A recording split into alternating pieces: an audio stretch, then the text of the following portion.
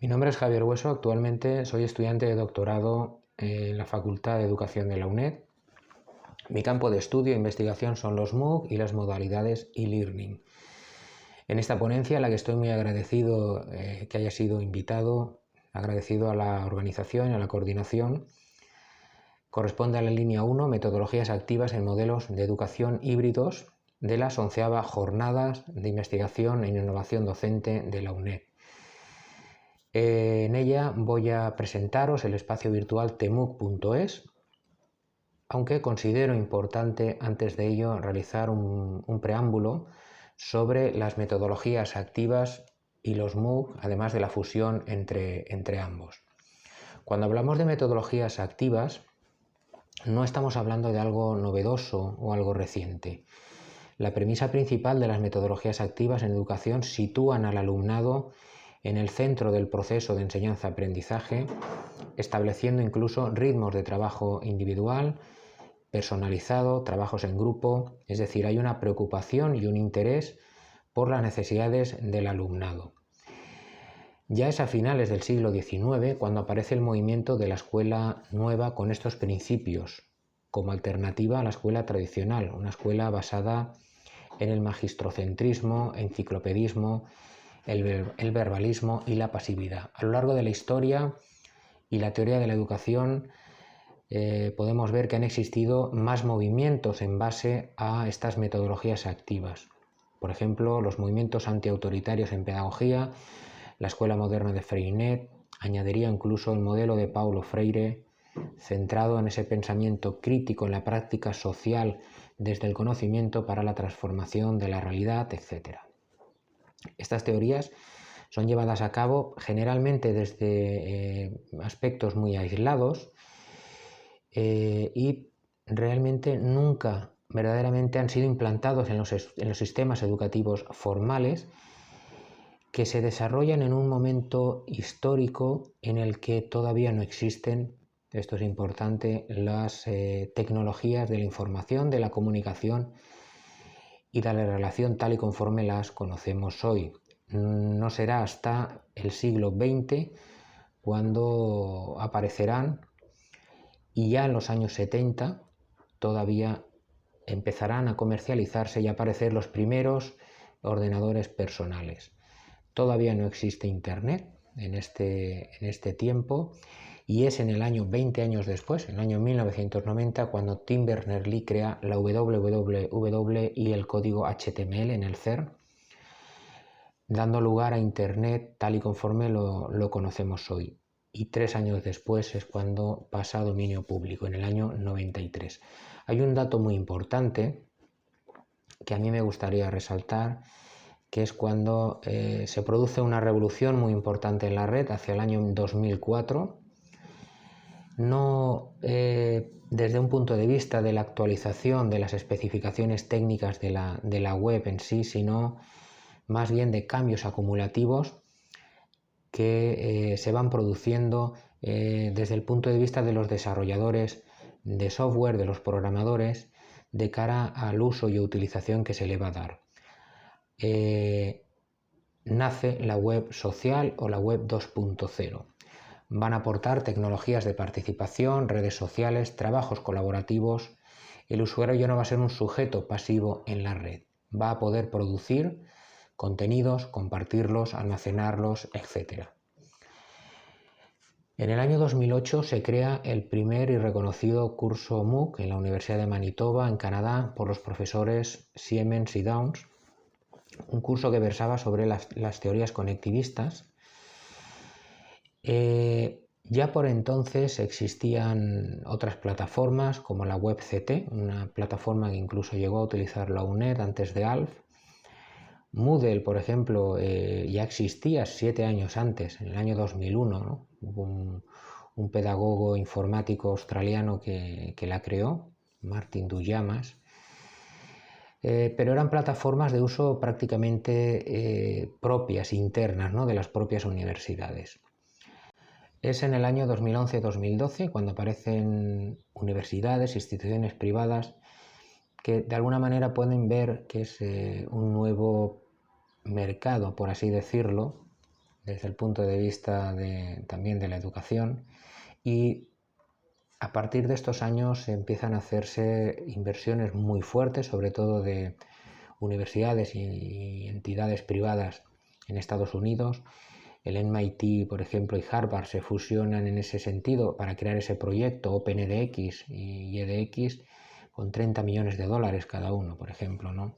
Coursera, que realiza, de la Universidad de Stanford, que realiza una inversión de 65 millones de dólares, ¿no? Coursera, por así decirlo, es el gran monstruo de los MOOC, ofrece actualmente casi 5.000 cursos, ¿no?, en su plataforma.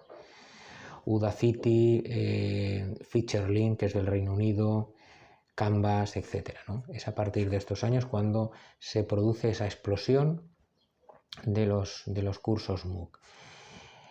En ese sentido es cuando empieza a ofrecerse esa formación de los cursos MOOC y sus diferentes tipologías. Hay cursos que ofrecen metodologías más activas que otros, hay cursos MOOC que son más cerrados. Todo ello depende principalmente de los creadores y de los desarrolladores de ese MOOC y de su intención, ¿no? Se ofertan más abiertos, más próximos a los CMOOC, a los MOOC conectivistas, más cerrados, más próximos a los XMOOC. Son estructuras más cerradas, más programadas, más dirigidas. Y muchas veces todas estas diferencias van poniendo un poco y dejando un poco en entredicho los postulados y las ideas principales de lo que verdaderamente es un MOOC, generalmente en cuanto a su gratuidad y a su apertura, ¿no? Porque muchas veces te encuentras restricciones en cuanto a ser evaluado, en cuanto a ser certificado, cosas que para poder seguir adelante con ellas se ha de pagar. TMOOC.es es un portal creado como proyecto personal, financiado también personalmente por mí, que permite la creación de MOOC en cualquiera de sus modalidades o tipologías, así como el registro, matriculación en los cursos que se vayan creando. La plataforma que se utiliza para ello es Chamilo, es una plataforma de código abierto que se crea en el año 2010. Su última actualización es de noviembre aproximadamente del 2020 y es una plataforma sin ánimo de lucro. Te permite instalar, modificar, crear elementos complementarios para poder adaptarse a las necesidades específicas de cada proyecto y learning. Desde tmooc.es se pretende y se tiene como propósito mejorar la educación y su acceso a ella a nivel mundial a través del e-learning mediante la creación en su preferencia de SMOOC y TMOOC. No obstante, se pretende dar cabida también a cualquier modalidad en función de su diseño. Entendemos que se darán casos en los que cierta parte del alumnado precise procesos de enseñanza-aprendizaje más cerrados, más estructurados, etc. Cualquier persona se puede registrar como alumno para poder acceder a realizar el curso que estime oportuno y desee, o como docente en el caso que quiere crear un MOOC desde cero, planteando sus actividades, sus contenidos, su evaluación, etc. La estructura de diseño se centra en tres bloques principales. Por un lado, tenemos la creación de contenidos, donde se especifica en qué va a consistir el curso, el diseño de los ejercicios, el repositorio de archivos, evaluaciones, glosario, etc. Todo en torno a los contenidos del curso. Después hay un segundo bloque dirigido a las herramientas de interacción. En este apartado el creador o creadores del MOOC diseñarán de acuerdo a sus preferencias o las del equipo docente los foros, los chats, los grupos, wikis, agenda, notificaciones al alumnado, etc. Y en tercer lugar hay unas herramientas de administración del curso para establecer determinadas opciones o limitaciones que quieran establecer los creadores, mantenimiento del curso, copias de seguridad, estadística, informes, etc. Simplemente hay una norma en tmooc.es y es que todo debe de ser gratuito. No se pueden crear MOOC con la intención o con el ánimo de lucro teniendo la intención de monetizar o cobrar por certificar o por evaluar. Está totalmente prohibido. Tiene que ser todo totalmente gratuito. El MOOC se puede definir, se puede crear como una propia herramienta, como un recurso de metodología activa en función del diseño del mismo, la creación de actividades a realizar por el alumnado. La plataforma, de hecho, permite diseñar cualquier tipo de actividad y darle el enfoque deseado. Por poner unos ejemplos, se pueden establecer estudios de caso, se pueden establecer los ABP, aprendizaje basado en proyectos, planteando problemas como punto de partida para que el alumnado complete ese proyecto. Se pueden realizar debates a través de los foros para tratar contenidos en grupos, reflexionar, crear argumentos. Se puede utilizar también el visual thinking, planteando ideas en dibujos, en pictogramas, creación de portafolios por parte del alumnado, aprendizaje cooperativo, realizando tareas en grupos. Pues, por ejemplo, se me ocurre la creación de un glosario sobre los contenidos del curso, el Flipped Classroom o el aula invertida, realizando los propios alumnos exposiciones o videoconferencias sobre contenidos o sobre ideas, sobre lo que se desee. La gamificación, aplicando y diseñando factores de juego a las actividades, el design thinking, es decir, el diseñar algo juntos, etc. Es decir, todo aquello en el que el rol principal lo tenga el alumnado y sea el principal partícipe en sí mismo y en sus grupos de trabajo y colaborativos.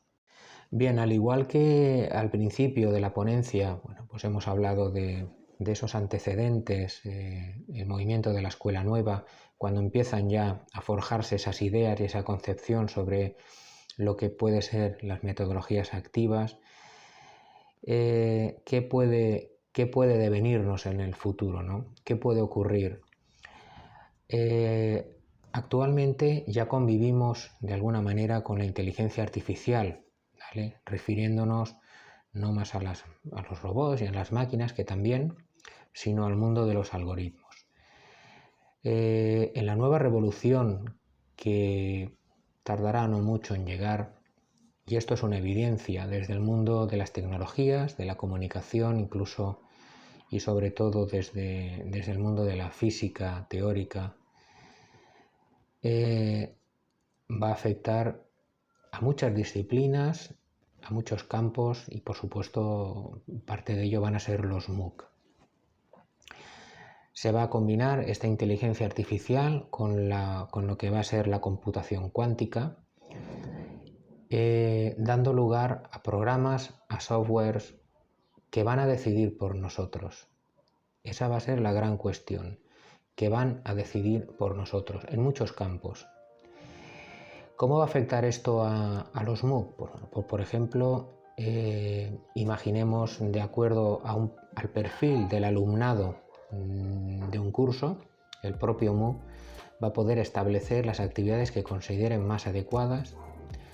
Si el MOOC va a ser de un tipo u otro, es decir, va a ser más abierto, va a ser más cerrado. En función de la interacción del alumnado se podrá proponer o se propondrá un tipo de evaluación u otra. Habrá una inteligencia artificial también que participe en los foros, que proponga nuevos contenidos, nuevas ideas, que decida el itinerario que debe de seguir cada alumno. Todo esto se podrá establecer de manera individual, es decir, podremos estar realizando el mismo MOOC, pero con diferentes actividades, cada persona, diferentes propuestas, incluso me atrevería a decir diferentes contenidos. Estará personalizado a cada discente. ¿Y qué papel jugarán aquí los creadores, los docentes, creadores, creadoras, docentes, orientadores, orientadoras? Prácticamente será el establecer determinados pesos para las variables que se consideren, siendo el MOOC el que lo creará automáticamente en base a la literatura científica, las experiencias, los proyectos, las actividades realizadas con éxito, etc. Bien, simplemente dar las gracias a la organización y coordinación de estas jornadas para poder participar y exponer esta ponencia. Y bueno, es que el recurso temuc.es lo tenéis a vuestra disposición, podéis utilizarlo. Cualquier duda, propuesta de mejora, etcétera, pues estoy a vuestra entera disposición. Un saludo y muchas gracias.